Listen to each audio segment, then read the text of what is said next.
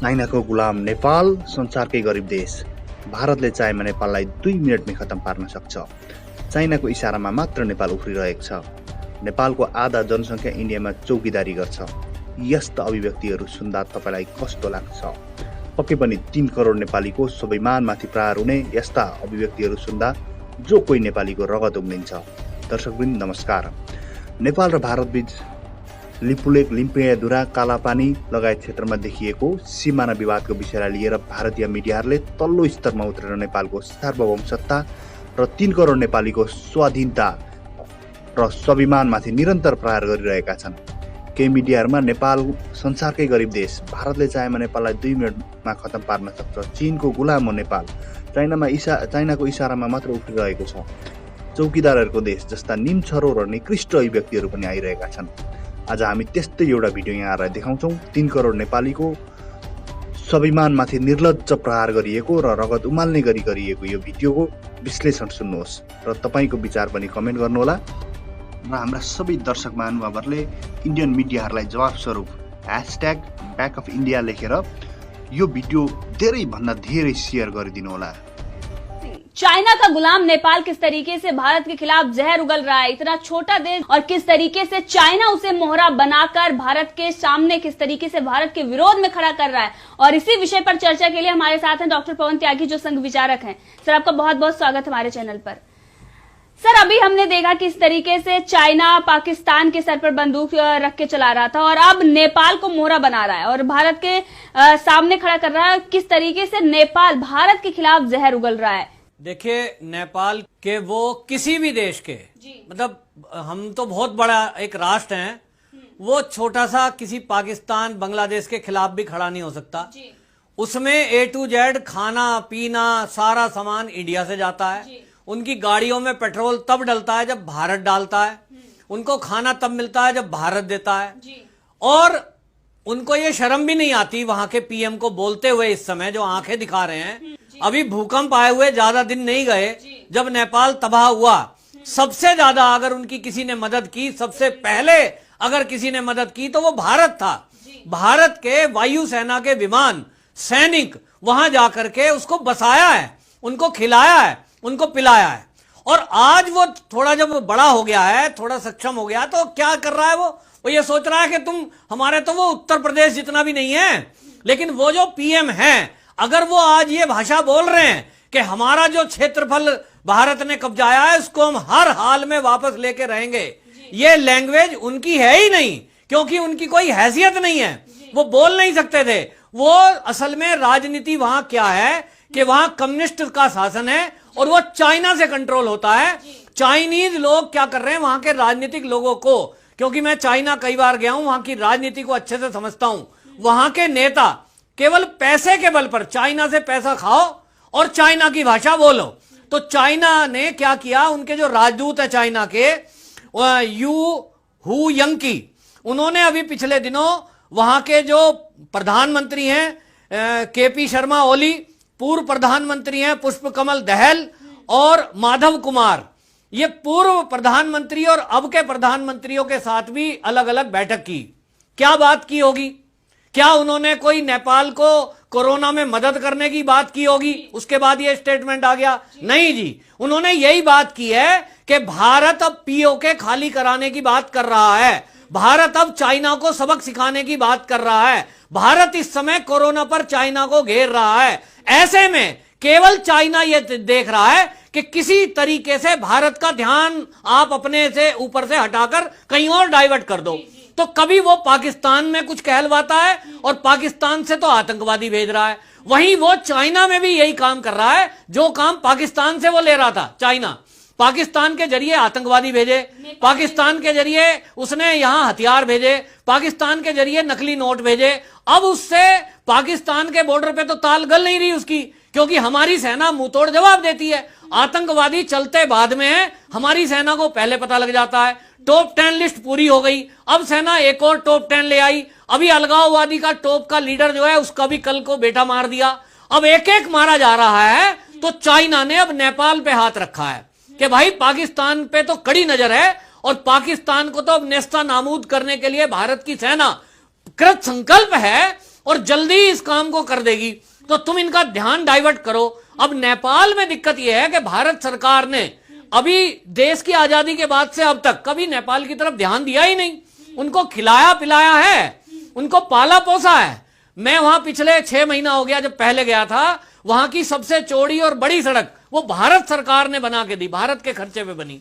तो तब तो नेपाली बड़ी जयकार लगा रहे थे, लेकिन अब क्या कर दिया है कि नेपाल की जनता को भी वहां की राजनीति ने, कम्युनिस्टों ने भारत के ही विरुद्ध खड़ा कर दिया है। क्योंकि पूरी दुनिया में अगर कोई एक हिंदू राष्ट्र घोषित था तो वो नेपाल था, और यही बात चाइना को अखरती थी, यही बात इस्लामिक कंट्रियों को भी अखरती थी। और इसलिए उसको कैसे विरुद्ध करा जाए, तो एक आर्टिफिशियल मुद्दा बना दो। अभी मुद्दा बना दिया है उन्होंने वो 3 जगह को लेकर। नक्शे में जो 3 जगह नेपाल अपना दिखा रहा है, वो जे.एंड.के जब बना है तो नया नक्शा बनना था। उस जे.एंड.के बनने के बाद में वो जो काला पानी है, लिम्पियाधुरा है और लेपु लेक है, ये 3 क्षेत्र जिसको नेपाल ने अपने नक्शे में दिखाया है, ये वास्तव में नेपाल का है ही नहीं, भारत का है। लेकिन उसने जानबूझ के बनाया ये चाइना के कहने पर, चाइना के कहने पर नक्शे में छेड़छाड़ की और ऐसा नक्शा बनाया जिससे वहां की जनता और सरकार को इस्तेमाल किया जा सके। ये जो वहां के प्रधानमंत्री हैं, ये चाइना के इशारे पर चाइना के बिकाऊ प्रधानमंत्री हैं। ये कैसी बदतमीजी की बातें करते हैं, इनकी लैंग्वेज सुन के हंसी आती है कि इतना अल्प बुद्धि का कोई व्यक्ति ये प्रधानमंत्री कैसे हो गया।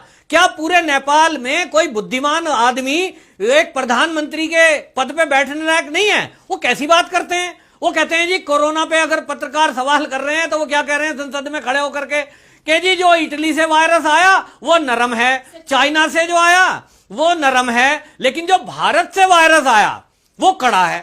बताओ, उन्होंने पहली बार पहला स्टेटमेंट किसी देश के प्रधानमंत्री का मैं सुन रहा हूं कि वो वायरस को भी कड़ा और नरम करके बता रहे हैं। इन्होंने उसको तोल लिया या इन्होंने इसको जांच लिया। वायरस का भी चीन का वायरस इन्हें नरम दिखता है, भारत की तरफ से गया हुआ वायरस इन्हें कड़ा दिखता है। कहां पकड़ के चेक किया इन्होंने, कौन सी लैब में चेक किया, ये कौन सी भाषा बोल रहे हैं? मैं तो कह रहा हूं पहले नेपाल के जो लोग हैं उन्हीं को सवाल पूछना चाहिए अपने प्रधानमंत्री से कि भाई कोरोना वायरस की तुमने कौन सी नई खोज कर दी। ये साफ और साफ ये दिखाता है कि किस तरह से वो चाइना की चापलूसी करने में लगे हैं। जब पूरी दुनिया चाइना पे सवाल उठा रही है कि वायरस चाइना से आया, चाइना ने फैलाया, चाइना की वजह से महामारी हो रही है, ऐसे समय में वो चाइना को सपोर्ट करने की कोशिश कर रहे हैं। और इसीलिए ये स्टेटमेंट दिया कि चाइना वायरस नरम है, भारत से गया हुआ सख्त है। अरे भारत से तो कोई वायरस गया ही नहीं। भारत में तो चाइनी जो नेपाल के लोग हैं वो आते हैं यहां, वो यहां आके रेस्टोरेंटों पे काम कर रहे हैं, होटलों में काम कर रहे हैं, नौकरियां कर रहे हैं, तो वहां के लोग आ रहे हैं। यहां से तो कोई जाता नहीं। कुछ तबलीगी जरूर गए थे। अब वो तबलीगी क्यों गए कि वहां की सरकार के वो प्यारे हैं, उनको मस्जिद में छुपाया, मस्जिद में टिकाया। फिर भारत की इंटेलिजेंस ने उन्हें कहा कि तुम्हें बचना है तो इन तबलीगियों को पकड़ो। बस यही बात उनको दिक्कत की लगी है कि वो भारत उनकी हितैषी बना हुआ है, ये चाइना चाहता नहीं है। चाइना पिछले कई सालों से वहां इन्वेस्टमेंट कर रहा है, उनको पालने पोसने की कोशिश कर रहा है, रियल में मदद नहीं कर रहा। रियल में मदद उनकी भारत ही करता है, खाने पीने में और मुसीबत के समय में।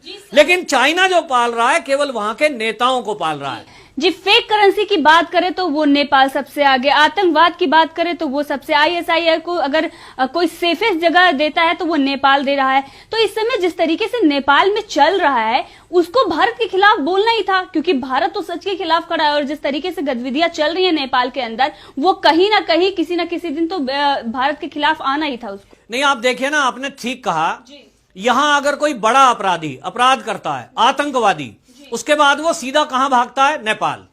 वो नेपाल में जाके छुपते हैं। नकली नोट का कारोबार पाकिस्तान इसी रास्ते से करता है। चाइना भी वो करेंसी वहां लाएगा। अब क्योंकि हमारी एक भारत सरकार ने पता नहीं क्यों ऐसा किया हुआ है, दुनिया के किसी देश में इतनी ढील नहीं है।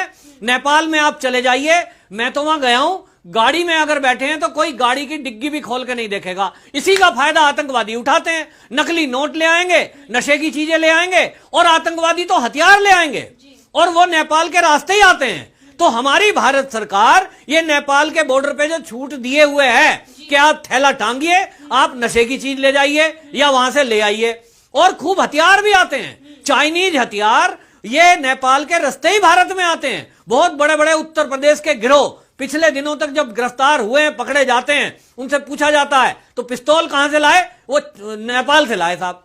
तो नेपाल का बॉर्डर पूरी तरह खुला हुआ है, और इसी आजादी का फायदा ये आईएसआई के आतंकवादी और ये पाकिस्तान के समर्थक लोग, ये और चाइना, ये इसका मजबूरी का फायदा उठा रहा है। मैं तो ये कहूंगा कि तुरंत इस पे एक्शन लेना चाहिए, जैसे पाकिस्तान पे तुरंत एक्शन भारत लेता है और तुरंत हमारी सेना मूव करती है, ऐसे ही जो वहां के प्रधानमंत्री ने ये जो स्टेटमेंट दिया है, ये खतरे की घंटी है। और भारत के लिए तो ये एक शर्म की बात है कि एक छोटा सा देश ये भारत को आंख दिखा रहा है, जिसकी गाड़ियों में पेट्रोल भारत डाले तो डले, जिसकी बिजली यहां से चले तो वहां बिजली चले, क्योंकि वहां कुछ नहीं है। अभी देखिए वहां का जो बिजली घर है उसको बनाने के लिए भी मोदी जी उद्घाटन पिछले दिनों करके आए हैं। तो हम तो उनकी तरक्की सोच रहे हैं और वो हमारी बर्बादी में आतंकवादियों के साथ खड़े हो जाएं या चाइना की भाषा बोलें, तो ये हमारी सरकार के लिए तो शर्म की बात है कि ऐसे लोग भी बोलें। पाकिस्तान बोले तो बोले, वो कहते हैं छाछ बोले सो बोले, वो छलनी भी बोले जिसमें 36 छेद। तो भाई इसको इमीडिएट रोकना चाहिए और भारत सरकार को चाहिए कि वहां के बॉर्डर पे इमीडिएट अपनी सेना लगाए और जैसे देश के बाकी बॉर्डर हैं इसी तरह एक एक आदमी की सख्त चेकिंग हो। वहां पे पासपोर्ट वीजा जैसे और देश में लगता है, आप ठीक है पड़ोसी किसको मानते हैं, जो आपसे मधुर रिश्ते रखता है। अब जब वहां सत्ता परिवर्तन हो गया, वहां हिंदू राष्ट्र खत्म हो गया, अब कैसी दोस्ती जब वहां चीन के परस्त लोग बैठे हैं सत्ता में, वहां कम्युनिस्ट शासन, इनडायरेक्टली वहां चाइना बैठा है। तो अब जैसा ट्रीटमेंट हम पाकिस्तान के साथ करते हैं सेम नेपाल के साथ करने की जरूरत है, क्योंकि आज मुझे बड़ा दुख हुआ, मेरे बहुत सारे मित्र नेपाल में रहते हैं, लेकिन चाइना का आज जो ट्रेंड चल रहा है सोशल मीडिया पे, आप देखिए ज्यादातर लोग भारत के प्रधानमंत्री और भारत को गाली दे रहे हैं। क्या बुरा किया है भारत ने उनके साथ, आज तक तो उनको पाला पोसा है। और हमने जो भारत वालों ने नेपाल के लिए खुली छुट्टी कर रखी है, ये क्या गलती कर दी? तो भारत सरकार को अब इस पे एक्शन लेना होगा, सख्त कदम उठाने होंगे और नेपाल को यह दिखाना होगा कि तुम जो चाइना के कहने से चल रहे हो तो जरा चल के दिखाओ। चाइना को भी देख लेंगे और तुमको भी देख लेंगे और अपने हिमायती आतंकवादियों को भी ले आना। एक एक को चुन चुन के मारा जा रहा है, कोई नहीं बचेगा। इनको ये ऐसे बोल गए, वहां की जनता को अगर अपने हितों की चिंता है, जो भारत में बैठे हुए हैं, उन नेपालियों को भी मैं कहता हूं कि अपने प्रधानमंत्री को ट्वीट करिए, मेल करिए, उसको लिखिए कि आप किससे मुसीबत मोल ले रहे हो भाई, हमारा क्या होगा अगर यहां भारत से आप पंगा ले रहे हो। तो ये नेपाल के प्रधानमंत्री को सोचना है कि किस तरह की भाषा वो बोल रहे हैं और किस देश से बोल रहे हैं।